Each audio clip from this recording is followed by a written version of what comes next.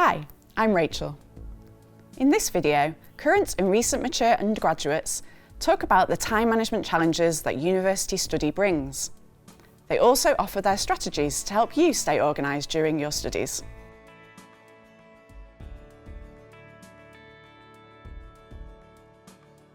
I think mature students are pretty good at managing their time because they've had experience of managing family life, balancing work commitments with family life. But those are the challenges that they've got to combine study with those existing commitments.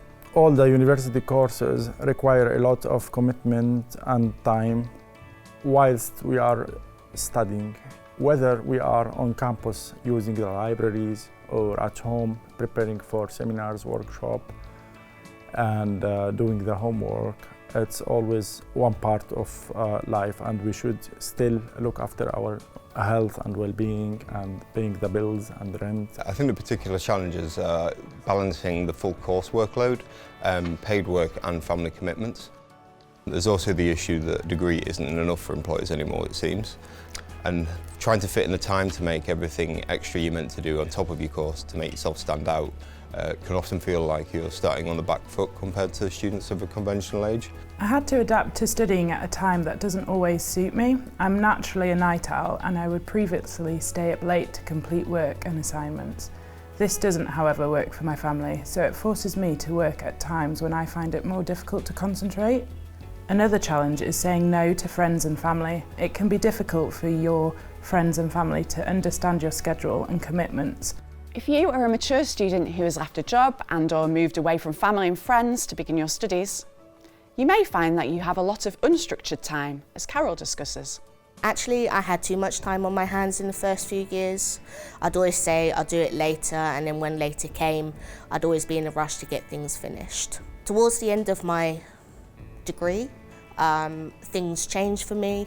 I had to start working and I had to manage the working with other commitments, the prep work for my modules, everything else that I was doing on campus as well. For me, my emotional and mental capacity and well-being was particularly important, and that had to become a priority.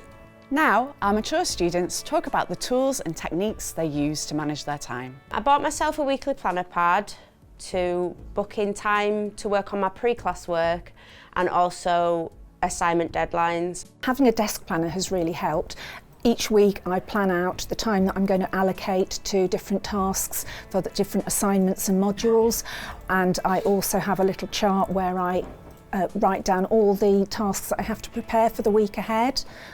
And I also schedule in social time and leisure time to make sure that I'm getting breaks from study. I try to use my commute productively. I cycle in, which gives me 40 minutes of exercise in the morning.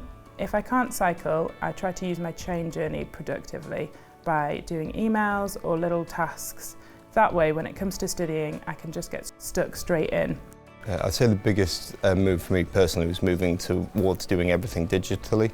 I was apprehensive at first. It took a lot of perseverance and I had to be a bit stubborn in trying, but especially getting used to reading everything on a screen and the move away from handwritten notes. But since I have, it's given me a sizable chunk of my time back every week. Next, Carol and Ali share advice on what to do if you are unsure how to manage your time or feel overwhelmed by your commitments. A solution that worked for me was working with the academic skills team in the Lifelong Learning Centre. We decided to put a timetable together to put in sort of university commitments and other commitments as well. But a major factor was putting in time for rest and relaxation for sort of the mental and emotional well-being. Basically, as a mature student, I was working full-time before I started my studies here at University of Leeds in Lifelong Learning Centre. I was able to ask my manager at work to reduce my hours to be able to gain more time for my studies. The Lifelong Learning Centre skills team and my personal tutor, they have been very helpful in giving me a lot of tips and guiding me how to manage my time during my studies. Finally, Bryony and Joe share key things they have learned about time management during their time as mature students at the University of Leeds. Learning how to say no is crucial. I've pre-warned all my friends and family that unless it's a big birthday, a wedding, baby shower or a funeral, I'm unlikely to be able to go to events or parties. I try to make exceptions where possible, but it has to go in my diary earlier and I need to make sure that I'm ahead with any deadlines or schedules in order to attend that event. By making exceptions, I'm keeping my friends and family happy, but also making time for myself.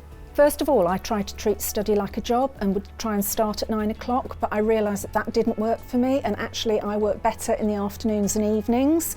I also find that ideas come better to me when I've had a break and I'm not working, so that flexibility really helps me. And I think it's about finding what works for you.